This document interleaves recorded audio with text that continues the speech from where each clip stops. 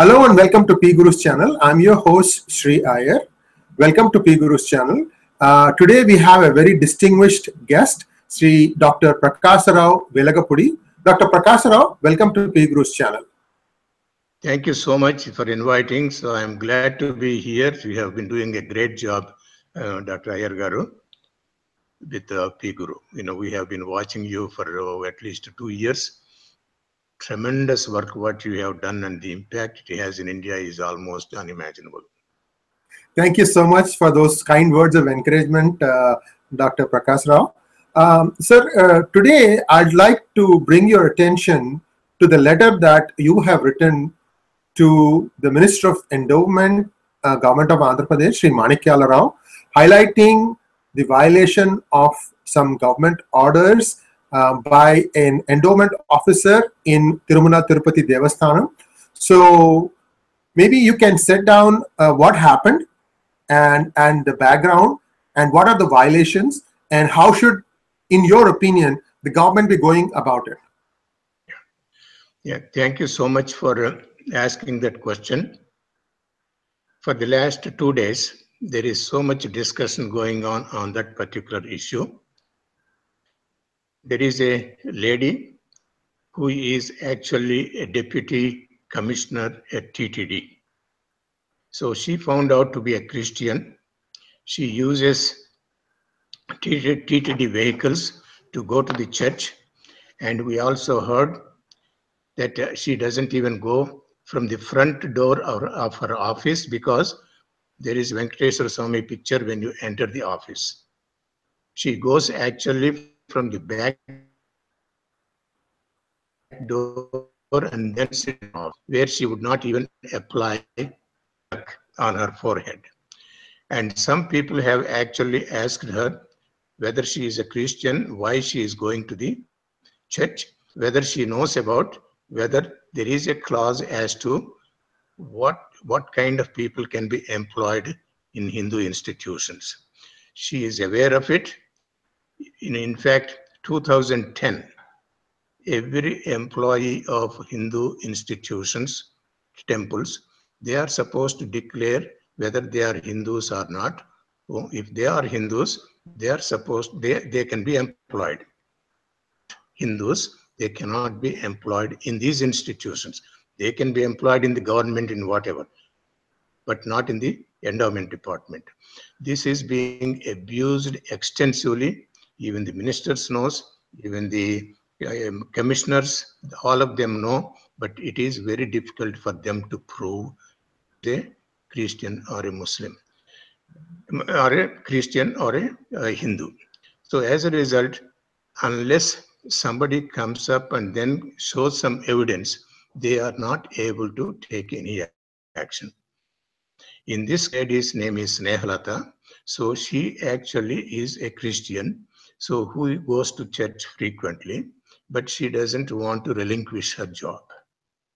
Now, if she doesn't, what are the consequences? What are the options the government has? Because she has lied about it in 2010, and there is also a clause, if you have changed your religion after you declared as a Hindu in 2010, you should inform the government. So she has not done any of those things. In that case, what are the consequences? What is the government ordinance regarding this particular issue? In 2007, actually there is an ordinance passed by which who propagates actually on the hill or any of the Hindu religious institutions, they can be imprisoned or fined 5,000 rupees or both. So this is the ordinance. So I just want to show everybody about this particular ordinance in 2007. So this is in effect. So I have requested Manikyal Rao Garu. I have written this particular letter indicating that she should be imprisoned immediately because she herself accepted that she is a Christian. And these people are talking about we have to investigate and we have to figure out what to do and all that. There is no such thing as investigation when you already accepted that you are a Christian, you are going to the church. My contention is that they should imprison her immediately first, or fine, or they need to do both of them. Now, what are other things that we have to do? Okay, the government should actually take active part in trying to figure out how do we actually find out whether somebody is a Christian or a Hindu. It is very difficult for all the employees to figure out because this kind of thing is going on for centuries. And even the hospitals, in Tirupati hospitals also, all the nuns are Christians. They keep converting back and forth, right and left. In the same way, even on the hill, a lot of people are being converted. And this lady, Snehalata, is also responsible for some of those things. Now, what is it that we are recommending? What is it that we want the government to do? First, implement this ordinance that they have issued in 2007. That means find out who is, if they find out somebody is a Christian, immediately they should imprison, take them into custody. First thing. One clarification, Dr. Prakasarao. At the time this ordinance was passed, it was undivided state of Andhra Pradesh. Now, does this ordinance apply to the newly formed state of Telangana also? Yes, it does, because this one actually, it is combined state at that time. Now they have split actually into two states, but still this particular ordinance applies to Telangana also. Okay. So essentially both states will have to act on this. So exactly. Perhaps as a follow-up, once this happens, maybe we should also contact the equivalent minister in the Telangana government and apprise him that something like this should be acted upon. No question about it. That is what we are going to do. Actually, I talked to Dr. Manikyal Garu last night. I informed about this letter also. So he agrees that he has to take some action. He is interested in taking action, but he cannot just commit on the phone to somebody unless they have a meeting and all that. But at least I have good contacts with him for the last 3 years. I have a feeling that he will do the right thing. And then I also called TTD executive officer. He was in Delhi, but I sent the email. The PA said, please send the email. We will print it and give it to TTD executive officer as soon as he comes in. So in the next 2 hours or so, I'm going to call and talk to him also.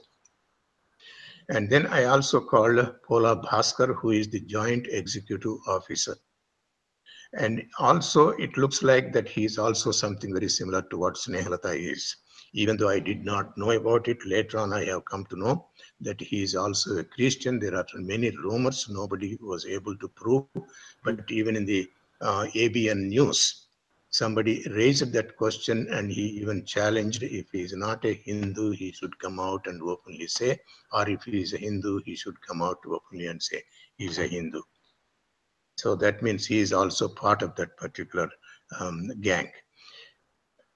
According to our information, as many as 10% of the employees in TTD are Christians. They are not able to figure out how to do it, how to find these people. This is just Tirumala Tirupati Devasthanam. 10%. Yes. Yes. This is true of the state also. Also. Okay. In fact, I can even mention because she doesn't mind me saying that one. So when I was in India in May, I met the Endowment Commissioner. Her name is Anuradha. And she also mentioned in her own office there are 4 or 5 Christians, but she can't do anything about it. Okay, so that means it is the public pressure is very important to make sure that they implement the law. Because what happens otherwise, they will target these people and then demonstrations and everything else goes on. We have not learned the technique of conveying somehow. So they have mastered it. The Christians have mastered it. And so that is what they are using it. Now, what are some of the things that we are suggesting that government should do? So definitely that is imprison anybody who is a Christian working and knowingly, in a sense, knowingly working in the government. Also knowing that a Christian cannot be employed in the institutions and still they will lie, deceive, and then get employment and then try to do it. So deception has become a part of the Christianity, which I will come to in the next minute or so. Now, not only we requested him to see that a Christian is imprisoned as soon as they find out, we are also making a couple of other suggestions. One is endowment department is such a big organization with 34, 35,000 people. There is no way endowment department will be able to monitor everybody and say whether he is a Hindu or not. That means you need to have a separate section itself. So in my letter, I have suggested that they need to have a 800 number where public able to send the information that they have about different employees who are working not only in TTD or any other Hindu temples. Because they know these people are actually Christians, but they have no outlet. They don't know where to send, how to send that information. So we are suggesting to the public actually, if they know anybody who is a Christian working in any of the temples, make sure they take some pictures, make sure they take some videos, and then send it. So we are going to work on it actually. Our Global Hindu Heritage Foundation will come up with some venue, whether government does it or not. So we want to come up with some kind of a mechanism whereby these people will be able to send all this information to us.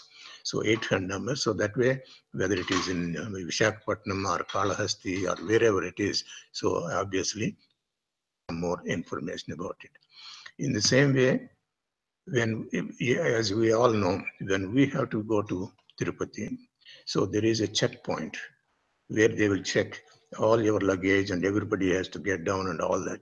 But even though there are some vans and the buses and cars with all Jesus Christ pictures and the posters and all that, so they don't take any action whatsoever.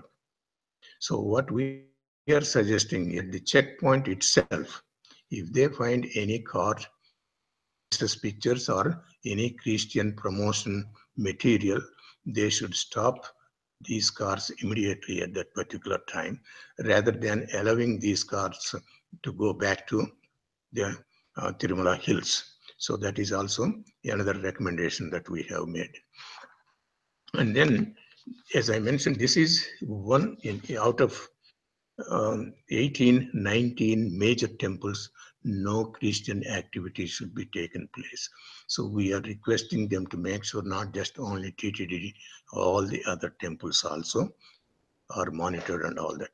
And in fact, I will just mention something about the other one, Divya Kshetram, that is Tirumala Divya Kshetram. So also 2009 they have declared it. So that means there cannot be any missionary activities from Tirumala to Tirupati to Tirumala, or any ghats. Not only that, from Papanashanam until Tirumala. In those roads also, you cannot have any other religious institutions or any missionary activities. I don't think they are doing it. I think we are going to take up this issue and see, make a representation. They will try to, they are aware of it first, and then try to see that they have taken the initiative to make sure that particular ordinance is implemented. Now, last night I talked to at least 4 or 5 people, and today, that is Friday morning, a number of Swamijis, number of activists, they are actually going to Tirupati, demanding this lady should be either imprisoned or removed from the office immediately. They don't want to accept any premise saying, well, let us investigate and let us see and all that. It has nothing to do with it. Is already confirmed in the videos that they have taken, they have interviewed her. She is accepting that she is a Christian. There is no reason for the government even to stay, even wait, even for 1 minute. I think we wanted to make sure that she is removed immediately. These people are going actually to Tirupati to make sure they do it. Otherwise, they want to occupy actually the administrative office until they act. They said they are going to even do fasting until some action is taken. So, as Hindus, we have become very passive. So, because of passivity, because of our tolerance, because of our noble heartedness, Christians especially, they take so much advantage of it. And as a result, most of our Hindus, they are gullible, they are innocent, they get easily duped by all these Christian deceptive practices. Either they give some money or feed them some meat. So even though we give vegetarian food, obviously some people like the meat kind of thing, and then obviously they will go and they will trap them and all those things. That is what is happening. And I can go on into any number of Christian deceptive practices. Just I'll give you 2, 3 of them, how they actually trap them. If you look at our Lord Krishna and Arjun. And I think you have mentioned some of these deceptive practices in your book, Reviving Hinduism, right? Correct. Yeah, please Correct. proceed. Yeah, so just 3, 4 of them I will mention. And if you look at it, our Lord Krishna giving a message and the chariot. So now they have actually Jesus in a chariot in front of most of the temple, most of the churches, and so as if he is giving some kind of upadesha to the followers. So basically, exactly the same chariot type thing with all the 4 horses and everything else, just to dupe only innocent, gullible Hindus. In the same way, if you look at some of these temples nowadays, and or rather churches nowadays, so they also have the Rajgopurams. So you have 5-storied or 7-storied gopurams with cross on it. So nobody is going to see whether it is a Christian or a Hindu temple. As soon as they see the Rajgopuram, they think it is a Hindu temple. They go in, and they will also do arti inside. They have Ashtotar Nama for Jesus, which is not actually anywhere in the scripture or in their Bible. No other country has developed these kinds of things. They just want to deceive the public and try to convert India into a Christian nation. In 1999, if all of us remember, Pope came to India and he said he wanted to he put a cross on India. So since that time, all these Christians have become more aggressive in trying to convert as many Hindus as possible. So deceptive practices. There is a case actually in Bangalore. Father Mennington, 2009 it happened. So he was taken to the court because he was doing a lot of deceptive practices. So he said, I have no problem with it because that is what my religion says. So our religion says you need to convert any way you can, any means that you can use. In the high court, it's not just like a public statement. He himself said that one, this is how we are supposed to do, and we will practice it. We will convert whatever means we can. So that means any deceptive practices, they can use it. Of course, he was imprisoned. Yeah, but the point is, he was telling the truth. Other people don't tell. He said, I don't want to lie. This is what we are, as Christians, we are supposed to do. We have to convert it. If we have to use it, we will use the deceptive practices. So like this one, it is going all across the country. But as Hindus, we are not able to prosecute these people because we don't have enough strength, we don't have enough passion, we don't have enough interest in trying to do it. And our problem has been from centuries, all religions are same. Okay, when you say all religions are same, so that is the biggest mistake that we have ever made, because all the other Christian always says you have to convert, they believe in conversion. So If you go back one point I want to make. Jewish people were in India for 2000 years. 2000 years they were in India. So after Israel country was formed, the first week itself, they have passed a resolution saying out of 136 countries Jewish people lived, India was the only country that has not discriminated. Why is it? Similarly, Buddhists, we have Jainists, we have Parsis, all these people, we never have any problems with these people. Only with the Christians and the Muslims. With the Christians, because of the deceptive practices, they are making inroads. And then the government is promoting more and more these things. Okay? Because they are giving all kinds of minority advantages. They start medical colleges, they made so many colleges, and they have the reservations for their own thing. Whoever converts to, they give their quota to those people. So if you look at so many educated people as Christians, they were denied of admissions on a regular basis in other colleges and universities because they did not have the score. But in the Christian schools, obviously, so they can give to anybody as long as they meet the quota. So that's the reason. So you will see these deceptive practices. So like this one, it is going on in India. I think it is time that all of us figure out what to do. Not that we want to cheat them, or we want to take advantage of it. We only want to see that of the government of Andhra Pradesh and Telangana is implemented. So we want to see there is honesty, some truth, some ethics, not the deception, not the terrorism, not the cunningness. That is what we are requesting. And we have mentioned in the letter also to Manikyal Rao Garu as to what kind of steps he should take.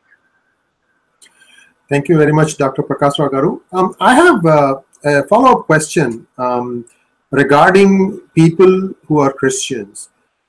See, at least with Muslims, the name kind of tells you an idea about what their religion is. Typically, what I have seen, and I could be wrong about this, many Christian names don't stand out. Sometimes the Christian part of the name is maybe the middle name. For example, Y.V. Rajsekhar Reddy, or Rajsekhar Reddy, who was the Chief Minister of Andhra Pradesh, United Andhra Pradesh. There was, I think, YSR. Yes was the Samuel. Yeah.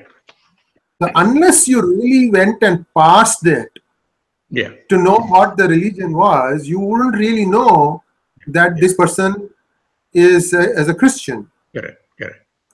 So in terms of, I mean, we're not trying to say that, being Christian is wrong or anything like that. All we are trying to say is don't hide it, and don't use your post in a Hindu religious institution to try and convert, and that is bad.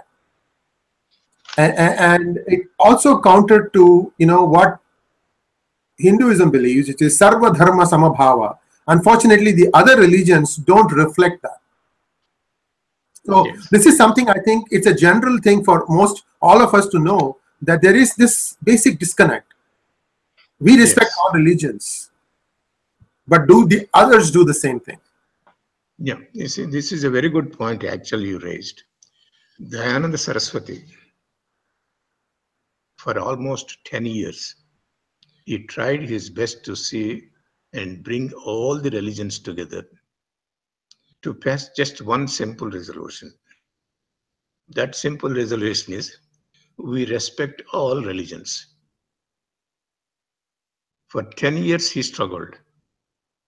So he could not pass that one simple statement, short statement, we respect all religions. So it is understood. Christians do not respect our Hinduism. Muslims do not respect our Hinduism. So they don't believe what we believe in. So they criticize us. And in fact, they are determined to convert India into a Christian nation. Muslims, they want to convert India into an Islamic nation. In fact, they want to break India into 3 countries. Mughalistan, Dravidistan, and Dalitistan. So they are open. I mean, they are openly telling. They are not hiding anywhere. The Christians, there is a deceptive practice. Whereas when you come to the Muslims, they are very open. They want to do it. Okay? They are succeeding also. Even though they are saying all these things, we are not able to take any action, and I don't understand why we cannot. If you remember, just about maybe a few months ago, one mullah from West Bengal, he said, anybody who shaves Modi's beard and blackens his face, he will give 25 lakh rupees. What kind of country we are? We can't even go and arrest that guy and put it in a prison. He is endangering the life of the Prime Minister of India. How many fatwas they have issued against other people, and why the government keeps quiet. I think government is responsible. Government has become weak, basically siding, not necessarily siding, for whatever reason, they do not take any action against the willfully aggressive people like Christians and Muslims. It is time we need to have dialogue. It is time we need to discuss about the atrocities and the deceptive practices these two religions are causing, and havoc in the country. So it is time that we take some action. Thanks for bringing that up. In fact, PGurus has been dedicated to bringing to attention several such instances, like you mentioned in West Bengal. Not only West Bengal, but other states such as Kerala, Jammu and Kashmir, Rohingyas. We were one of the first ones to bring the attention of how the demographics are being manipulated. So Jammu will become also a Muslim majority by just resettling, refugees. Yes. And so thanks for bringing this up. I think there is awareness that is the need of the hour for everybody. And with those few words, I think let's go on to the next topic, which is your book, Reviving Hinduism.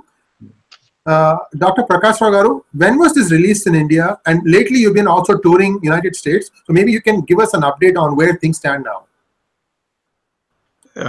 Thank you so much for asking about this book. Yeah, in 2006, I retired from the university system. I went to India thinking that I will just retire. I don't want to do anything. So one single incident that just shook me up. It was August 23rd, 2006. I was sitting actually at my brother's house reading Enadu paper. It was about 7:23 minutes. I read that news item which says that the government of Andhra Pradesh has allocated crores of rupees for the construction of new churches and renovation of old churches. Somehow I couldn't take it. I mean, it just shook me up. So I said, I have to do something. So I tried to call so many people, and they are immune to it. India people have become immune to it, so they don't even see what are the consequences of their indifference and their silence. And everybody says, well, it goes on, don't worry about it, kind of thing. So because I'm a US citizen, so I can't take legal action also. So I found a couple of other people in Hyderabad, and I went to High Court and then got stay order, and then came here to United States in the same month. And then I started this Global Hindu Heritage Foundation with the sole mission is to see all the Hindu temples are released from the government control. So after, basically very few Hindus know anything about how the temples are being run, except they just go and pray and then come. I mean, we are very simple, we don't want to bother with anybody. We don't want to interfere with anybody. So as a result, indifferent to everything also. So in fact, before I came to United States, so I wanted to have some kind of press meet to say that this is unreal, this is unrealistic, no government should take this kind of action to allocate this money and all that. Not a single soul showed up. Nobody, not a single media person came. So I was disappointed. I was more determined actually. So we had to figure out something. And we formed the Global Hindu Heritage Foundation in 2007, 2006 itself. Then, so we have with one of our leaders in the community, Kamal Kumar Swami. So we had done 2 Padayatras. So to make people aware of what is happening to our Hindu temples, what is happening to our Hinduism, how the Christians and the Muslims, they are eroding and then shrinking the space of Hindus. And so we may not even have any space left after 25 years or 30 years. And then so as we go along on this Padayatra, so it took 6 months in 2007, another 6 months in 2008. So from Basra to Tirupati, and then Sri Kurmam to Tirupati. So that is about thousands of miles actually. And Dr. Swami actually came twice for all these things, and we took one gentleman from the United States also. Stephen Knapp also came and spoke about the freeing the temples and all that. So those are so history-wise, that was what happened. Not only then, I realized it's not just only temples. I mean, the whole Hinduism is at stake actually. So as a result, I started writing few articles on Hinduism, what is happening to our Hinduism and all that. So that is over the last 10 years, I may have written about maybe 100 articles or something like that one, something or the other. And many of our friends started saying, Uncle, you just publish all these things in your website, but nobody can access all these things. Why don't you publish it into a book? That is what prompted me actually about 1.5 years ago to collect at least about 18 chapters. And so then I published actually in June 2017. And so Dr. Swami was very gracious. And so he released the book actually in Bombay. He has written forward for that one. And then in Andhra Pradesh, so we have Swami Paripurnananda. So he actually also has written forward to it.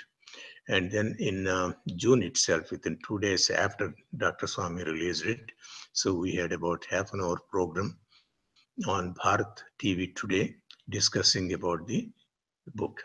So this book, basically, what I wanted to do in that book, I wanted to show what is it that we want to protect it. And basically, when you ask, why did you write?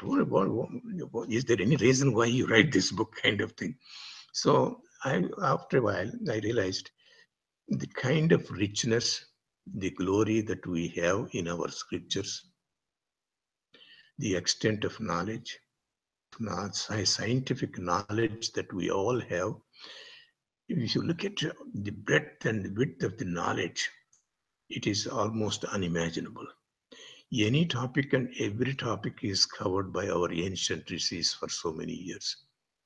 Mark Twain went to India in around 1897, and he says, there is not a single thing under the sun our ancient rishis have not addressed.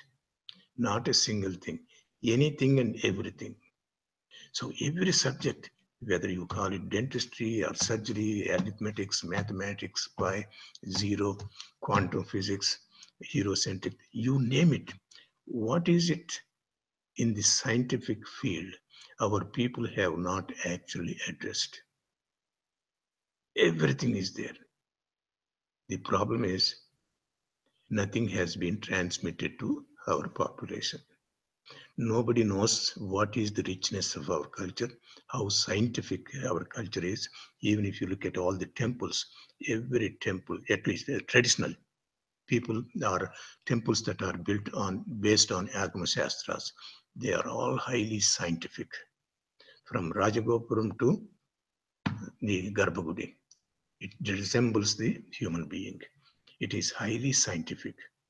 So with all the scientific nature, with all the spirituality that we can muster, and we can advance to the rest of the globe.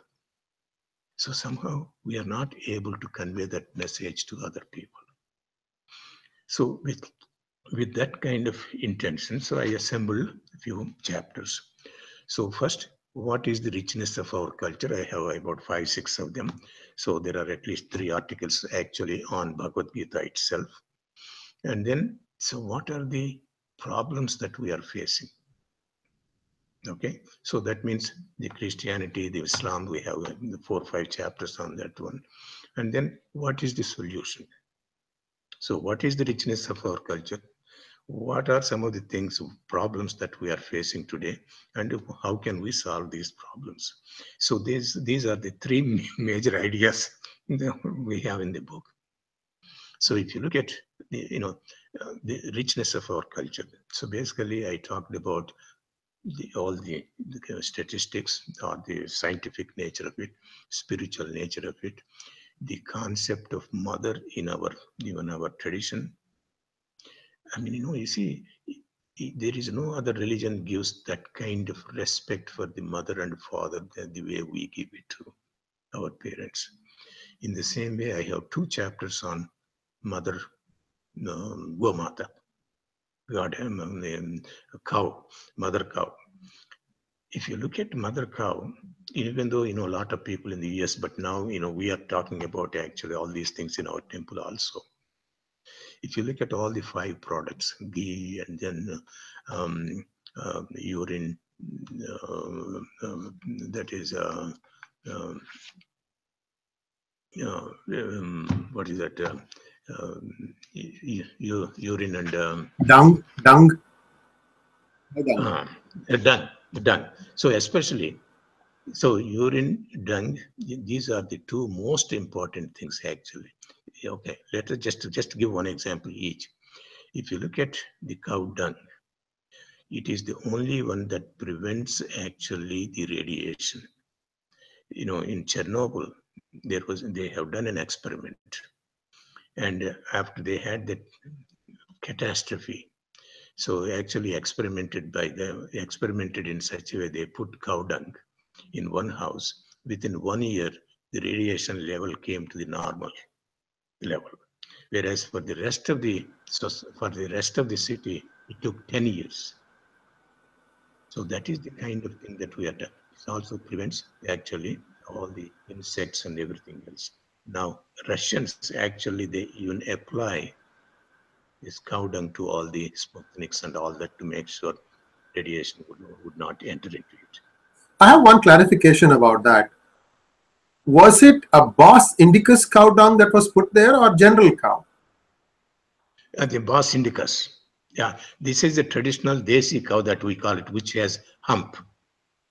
See, yeah, all the cows are. I'm glad you mentioned that question. Actually, in the US also we have cows, but they are not similar to our desi cows. That means the cows who have hump. Only cows that have hump has all these qualities. In the same way, if you look at the cow urine, and even though people feel, oh no, this and all that, they have some distaste for this, even to say it. If you look at how this cow urine is used, almost all the cancer medicines are prepared by using cow dung, cow urine. Okay, so there are 5 patents given to these medicines that use cow urine. Okay, so like this one, every aspect of cow is so rich and so useful, and the milk is very compatible with the mother's milk, a human mother's milk. So this is one of the reasons why we have so much respect for cow.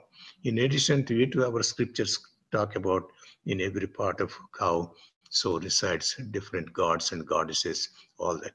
Even if you just leave that religious part apart, if you look at the usefulness of all the 5 products that cow gives, so there is no other animal that come close to it in terms of giving so many benefits to us. So that is one of, so mother concept, cow concept, and then we talked about the Bhagavad Gita, how important that Bhagavad Gita is, because if you look at in around 1840s came to this country, Emerson, Thoreau, Whitman, all these people, chapter on that one. They are the ones who actually laid the foundation in this country, made the United States fertile for Hinduism to come and spread right here. Because if you look at those three, Emerson especially, so he was the first one to read that book in the United States. And he said it's just as if the whole empire spoke to him. Nothing small. It is very serene, very peaceful. He never encountered any book like that one.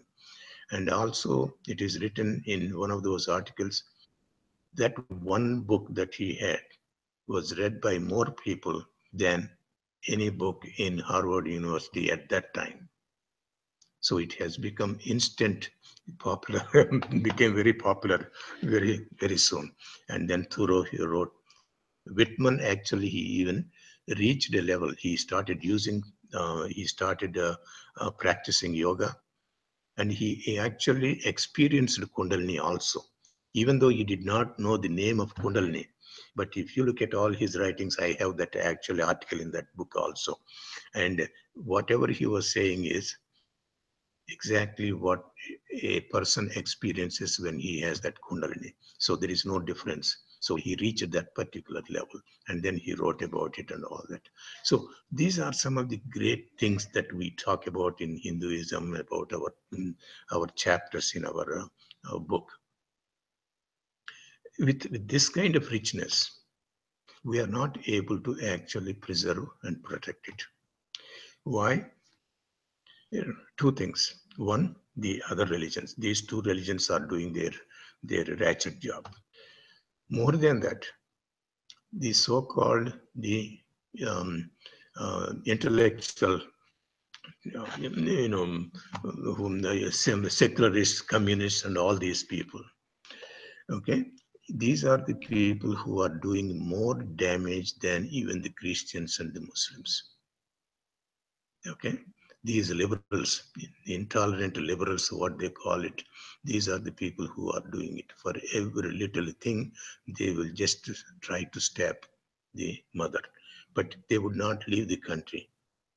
They can go to any country and find out what kind of freedom that they enjoy, but they never talk about it. So they are basically, in fact, I challenge anybody who can define secularism, please come and define it first. Nobody can define it. There is no definition Indians use it.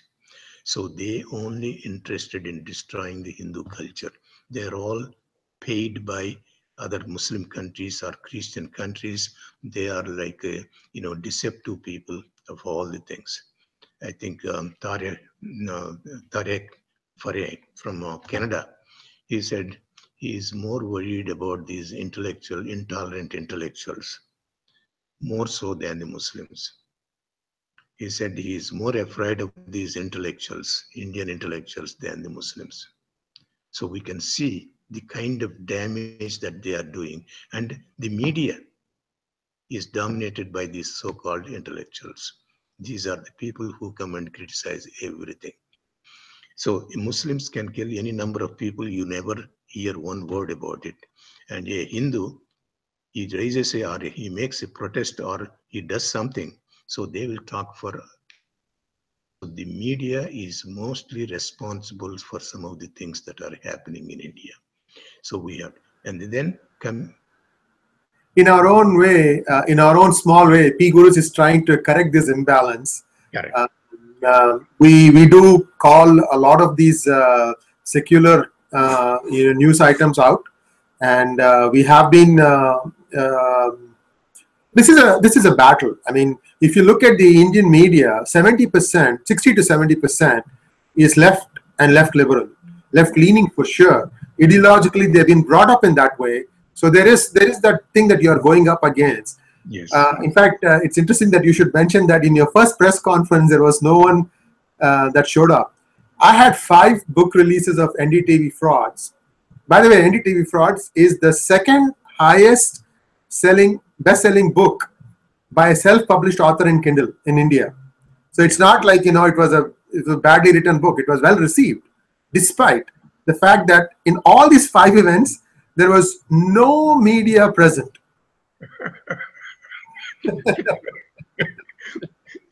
Yeah, Please go ahead. so anything that you talk about Hinduism, anything about richness of our culture, if you talk about it, nobody would show up. But I think things are changing to some extent, more time, but there is more awareness now than before. At least there is more pride people are having at this particular time. They feel that they can speak out now than before, because Andhra Pradesh, YS Rajshekar Reddy, so you could not even say one word against him. Somebody will come and snatch you or snatch you in a minute if you had criticized him like that one. So those are the things that happen. Now at least we have a little more freedom. So I think we are on the right track. And going back to not only these intellectuals, now the Christians and the Muslims are also causing havoc because Hindu space is shrinking. Like he has mentioned, as we all mentioned, West Bengal is gone, Assam probably is gone, Kashmir is gone, Kerala is gone, Hyderabad city. In fact, in the over a period of time, I have a feeling the whole Telangana may be dominated by Muslims. So day by day, shrinking. I think Hindus have to wake up, and not only that one. I think every Hindu should try to look, try to read the history. What has happened the last 10 centuries? See, once you forget the history, then you are going to repeat exactly the same mistakes that our forefathers have done it. I think history should be our beacon. It should be actually our torchlight. We have to make sure we use that history. And but unfortunately, since independence, secular governments, they changed the curriculum, whereby they deleted all the things about Hinduism, all the Hindu leaders, all the Hindu saints. They replaced them with all these Akbars and then all the Muslims saying they have done so much thing to India. So most of Hindus are totally brainwashed. Only in Hinduism you will find these secularists and the so-called intellectuals. In no other religion you will find them. If you say any secularist or intellectual in Islam, tell me if he will be if he will be alive tomorrow. They cannot even say it. And so we are actually, as Hindus, abusing the freedom that we are enjoying today. No other religion gives you the kind of freedom that we are enjoying today. When Pope says everybody has to listen, according to, at least Catholics, and he will tell you what to do and you follow it. Okay. And then say Mullah, when he says you have to kill somebody, they will go and kill somebody. They don't even worry about it. Whereas in Hindu, we are basically an argumentative people. We always discuss, we always debate, we always dialogue, we don't accept anything. It's okay as long as we have dialogues and the discussions, but there should be a point where we all should agree certain things and try to say, how do we preserve the freedom that we are enjoying today? I think in around 2009, if I'm not mistaken, in the Maharashtra government, in the school book, the Tilak and Bhagat Singh and all these freedom fighters were actually were written as terrorists. Okay, it went all the way to the Supreme Court. The Supreme Court people had actually, at least that was one of the good things that they have done. They really felt offended and actually told the lawyers who are representing this textbook, see, you are standing here today and representing the book that you are representing because you are enjoying the unlimited freedom. If those people that you called as terrorists, if they have not sacrificed their life, you would not be here. You are enjoying the fruits of the sacrifice of those people. So we are not able to convey all this message to our people in the Hindu population. So transmission has become a major problem. So these are some of the issues that I have raised in the textbook. And then what are the solutions? I mean, we talked about all the secularists, we all talked about the intolerant intellectuals, we talk about Muslims, and we talk about Christians, how they are creating a havoc in society and then changing and converting and all that. So what are some of the things that we have to do? Basically, as soon as Prime Minister Modi was elected, I sent actually 2, 3 letters, one of them to Smita Irani. That so because she was at that time she was education minister. So I sent at least about 12 different actually recommendations as to how we should change the curriculum, because that is the most important thing, because the whole generations will be affected, because once we give the proper education and with all the documentation, we feel that it would be the best thing. So as a result, I sent a lot of information about it, saying Bhagavad Gita should be mandatory, and we have to make sure that all the great heroes like Ashoka and all those people, Shivaji, whatnot, all those people should be put back in the curriculum and teach some of the things. Also, we need to have some humanity. You talk about the morals and ethics, some moral stories, especially some of those things, because we are almost deprived of this moral concept that we all uphold and which Sanatana Dharma stood for whatever thousands and thousands of years that we have been. In fact, I also wrote actually to Narendra Modi ji about family planning. I think we have to implement some family planning, because you cannot have unlimited number of people that you want to have. So when you're suggesting family planning, you're suggesting it across the board for all Indians. It is for everybody, because you see, let us look at it. It's not based on religion or anything. Two things. What is the size of our population? What is the density of our population at this particular time? We have 1.3 billion people. Okay? On top of it, the density especially is so much. You have to think, what is it? Because if this kind of rate continues, okay, how long can you survive as a Hindu, as a nation itself, whether it is Hindu or some other? It cannot. Okay, so that is one recommendation that I made. In the same way, I also mentioned about the burials. Okay, burial grounds. All the Christians and the Muslims, they have it. So if you look at each dead body, how much space they take. Okay, let us say 3.3 feet by 6 feet or 4 by whatever it is. So if you look at for 10 centuries, how many, probably a billion people might die. So all these billion people want to have some space somewhere. Where would be the land left? So the whole land will be occupied by these burial grounds and then cemeteries and all those things. So they have to think through also about that one. You can't give unlimited space, because you are not going to go a arid land somewhere. You always go next to the village. That means this is a very fertile land. You have to convert the fertile land into a burial grounds.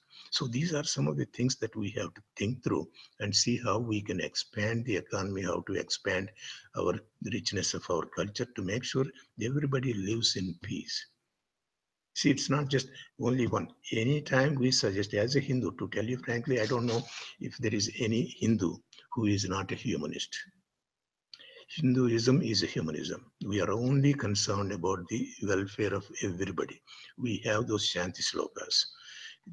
Everybody be happy, everybody be healthy, everybody do not suffer from the diseases, everybody should be enjoying the freedom. Shanti, Shanti, Shanti. This is all we talk about. We never mention even God's name in any of our Shanti mantras. So this is the kind of religion that we are, and we are allowing other people to demean and then insult day in and day out. So that's the reason I have a chapter on that one, to see that India is declared as a Hindu nation. So once you declare Hindu nation, we only talk about Vasudhaiva Kutumbakam. There is nothing else. all human beings should be treated equally, and everybody has a place to it, as long as you don't infringe on the rights of other people. Hindus have never infringed on anybody's rights. We never conquered a single country for the purpose of either expansion or for conversion purpose, and no other religion can claim it. Muslims have 58 countries, and the Christians have any number of other countries. As a Hindu, if I have to go to some country, where do I have a country I call myself as a Hindu? There is none. So that is what we have to figure out and see. At least one nation will remain as a Hindu to make sure that. So Hindu means we just give equal opportunity for everybody. All this trap, this the minority appeasement and all those things, they should be out immediately. Hajj houses, Hajj terminals, all minority reservations. So you have poor people in every caste, in every religion. Why can't you use economic denominator and give all the facilities? Because people are poor, there is no question about it. But don't make it into a religious aspect of it. So that is what we have written in that book. There are other things also. We cannot have enough time to I'm, see it. I'm sure you have whetted the appetite of all our readers, and we are going to go out and buy the book. So, Reviving Hinduism is available in Amazon. Yes, yeah. In India, Amazon, I think we have also, but they can Yeah. call, they can go to our website, savetemples.org, so they can order also from that. Wonderful, sir. Dr. Prakasarao Garu, this is my humble request that we keep conversing like this, because I think a lot of things have come out in this, and I really admire your energy to get up in the morning and fight the good fight. Like you said, this I also hope that in the true Sanatana Dharma, Vasudhaiva Kutumbakam, the world is but one small family, that here is a civilization that taught the world how to live in peace for thousands of years. And the sooner everybody sees the benefits, the better for the entire world. So thank you very much, Doctor, and we will meet again soon. Yeah, thank you so much. I really enjoyed it, and you are doing a great job. I wanted to congratulate you for everything that you have been doing for the last few years. I mean, you are bringing a lot of changes in India. That is the most important thing. Thank you. Thank you very much, sir. Namaskaram. Yeah, namaste, namaste.